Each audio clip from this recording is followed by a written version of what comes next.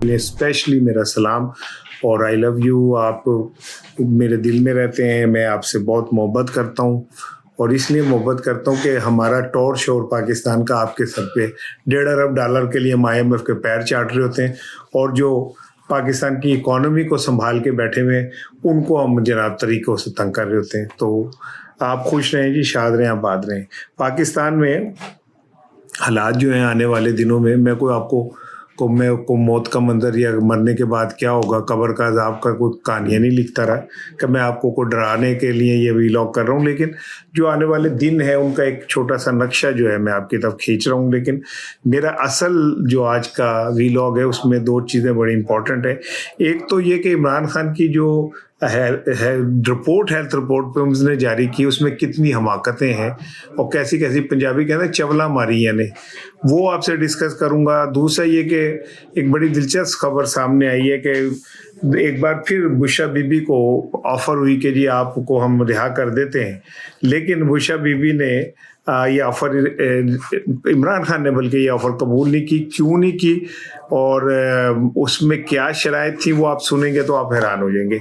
लेकिन पहले ये खलीज की सूरत हाल ये है कि ईरानी सदर साहब ये कह रहे हैं कि जी उनको मुल्क विच पे ने, वो कह रहे हैं जी सालसी कर लें, ये कर लें, वो कर लें, और लेकिन वो कहते हैं कि जी हमने तो मौत ज़िंदगी जो है अपने हाथों में रखी हुई है, तो हमें सालसी वालसी का इतनी परवाह नहीं है, ना हमें कोई इतनी जल्दी है।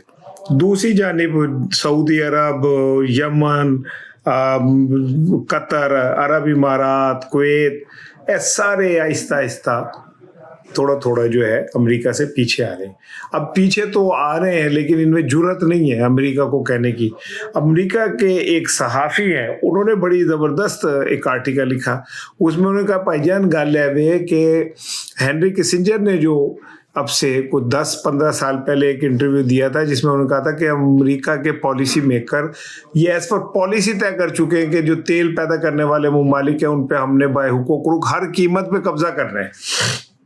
वेनेजुएला कर लिया कब्जा, कम हो गया, सदन को अगवा कर लिया, चुक लिया। अब ये इस जंग में जो बारीक वारदात डाली जा रही है वो ये कि सऊदी अरब, कुवैत, अरब इमारात को और इस सतह पे खौफजदा किया जा रहा है कि वो वहाँ पे किसी तरह अमेरिकन जो मैनेजमेंट है उनको कहेंगे हमारा दिफा सारा कुल्ली आप संभाल लें, मुआहदे शुआहदे छड़ दे, वो मुआहदे तो होते रहते रहे।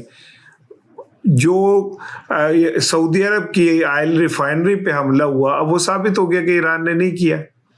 आज़रबाईजान पे ताज़ा तरीन जो हमला हुआ है वो भी ईरान ने नहीं किया। ईरान कहता है जी हम जिस पे करेंगे खुल के करेंगे, ठोक बजा के करेंगे। कतर पे भी उनका जैसे ठोक बजा के करेंगे। और ये चीज़ें साबित हो रही हैं कि मोसाद के एजेंट और CIA के एजेंट ये सारी कार्रवाइयाँ कर रहे हैं। मकसद उनका ये है कि हालात इतने ख़राब किए जाएं ईरान के नाम पे कि फिर उसके बाद इन ममालिक ये मफलूज हो जाएं, क्योंकि जंग लड़न जो कहते हैं कोई नहीं। जिन्होंने सारी ज़िंदगी हरम के अंदर आराम करते, वो हरम के अंदर ज़िंदगी गुजार दी हो, उन्होंने क्या जंगें लड़नी है। वैसे आपस की बात है, वो जो 34 ममालिक की फौज बनाई थी वो कहाँ चली गई? राहिल शरीफ जिसके आर्मी चीफ थे वो कितने चली गई? वो 34 मुल्कों की फौज अगर आज फिर पाकिस्तान की ज़रूरत सऊदी अरब को पड़ रही है तो 34 मुल्क की जो फौज थी वो शादी ब्याहों के अंदर फौजी बैंड बजाने के लिए रखी थी आपने? किस लिए रखी थी? वो राहिल शरीफ साहब को इतनी बड़ी जो तनख्वाहें आप दे रहे थे वो किस लिए दे रहे थे? एनीवे हालात इस तरफ जा रहे हैं कि आहिस्ता आहिस्ता आहिस्ता आहिस्ता अमेरिका के जो इत्तेहादी हैं खलीज के वो खौफ का शिकार हैं। उन्हें कुछ समझ भी आ रही है बात के गेम की पै रही है और किस तरह गेम अमेरिका ते इसराइल पा रहे हैं, लेकिन अब उनमें जुर्रत भी नहीं है। ये समझ लें कि जैसे हम बहुत सारी कैसी मिसाल दूं कि लड़कियां अगवा हो जाती हैं गन के पिस्टल के उस पे, उन्हें पता होता है हमें अगवा करके ले जा रहे हैं लेकिन चीख भी नहीं सकते, उन्हें पता गोली मार देंगे। तो हालात कोई इतने अच्छे नहीं है। अब सालसी की पेशकश शुरू हो रही हैं, होती रहे, लेकिन पाकिस्तान के अंदर हालात जो है ना वो आने वाले दिनों में कोई अच्छा नज़र नहीं आ रहे। पाकिस्तान में पेट्रोलियम का जो फ्यू है वो इतना खौफनाक हो गया, तवानाई का बहरान, कि अगले 28 दिनों में ये कहा जा रहा है कि पाकिस्तान के लिए बहुत मसले बन जाएंगे। और कह रहे हैं कि जैसे कोरोना के अंदर आपने लॉकडाउन किया था उस तरह का कुछ किया जाए पेट्रोल की बचत के लिए, क्योंकि कह तो ये रहे कि जो 28 दिन का पेट्रोल मौजूद है, लेकिन जो पेट्रोलियम डीलर एसोसिएशन है उनके जो सदर हैं अब्दुल समी चेयरमैन जो हैं, वो कहते हैं जी हुकूमत झूठ बोल रही है और इनके पास ज़खायर वखायर कोई नहीं है, पेट्रोल के हालात ख़राब हो रहे हैं, पेट्रोल पंप्स जो हैं वो ड्राई हो रहे हैं, यानी पेट्रोल ही नहीं का बेचन दे ली, ये हालात इतने ज़्यादा ख़राब हो रहे हैं। तर्जुमान ओगरा कहता है जी गल्ला ते ध्यान ना दो, ऐसी कोई बात नहीं।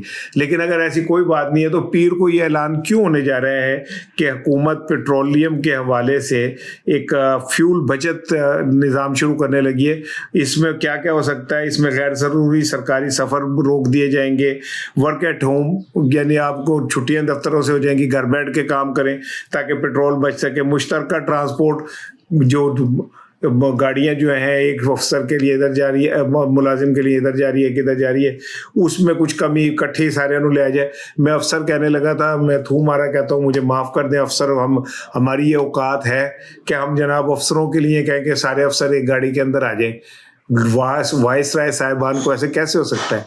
ये देखें ना, पाकिस्तान है, इसमें 5 मार्च को तरमीमी बिल पास होता है नैब का। उसी दिन चेयरमैन नैब की 3 साल की तोसी होती है और नोटिफिकेशन जारी होता है, पार्लियामेंट से चंद घंटे में नैब तरमीमी बिल मंजूर होता है और लेफ्टिनेंट जनरल रिटायर्ड नज़ीर अहमद भट्ट साहब को 3 साल की एक्सटेंशन मिल जाती है। इसी दिन पासपोर्ट इमिग्रेशन के महकमों में से 128 लोगों को ऐसे करके टर्मिनेट कर दिया जाता है। तो आपको समझ आनी चाहिए कि ये मुल्क ताकतवरों का है, ये मुल्क जो है उम्रा का है, इसमें गरीब आदमी का और वर्कर क्लास का कोई रोल नहीं है। तो ये पेट्रोलियम की जो होने जा रही है, अब जब पेट्रोल महंगा होगा, कह रहे हैं जी 25 से 30 रुपए पर लीटर पेट्रोल महंगा होगा, तो इसका मतलब होगा कि पाकिस्तान में महंगाई का तूफान नहीं आएगा। महंगाई का तूफान, सुनामी, जलजला, सब कुछ एक इकट्ठे वारी में आ जाएंगे, क्योंकि 30 रुपए पेट्रोल बढ़ने का मतलब यह कि गरीब की जिंदगी तो तबाह हो गई।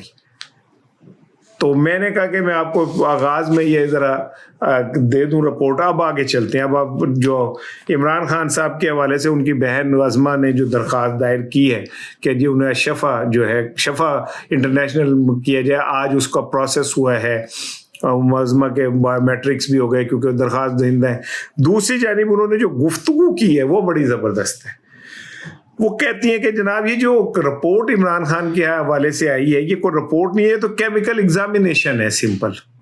और इसमें हमाकतें ये हैं कि इसमें मर्ज तो डायग्नोज ही नहीं हुआ हुआ कि इमरान खान को मर्ज क्या है। खाली आपने ये बता दिया जनाब जो है वो कहती है हमें ये बताएं कि इस इमरान खान को मर्ज क्या है, ट्रीटमेंट प्लान क्या दिया आपने ये तो बता दिया कि जो नदी आँख वो हो रही है आँख की। आपने ये नहीं बताया कि ये हो क्यों रही है, आपने ये नहीं बताया कि इसका ट्रीटमेंट प्लान क्या है।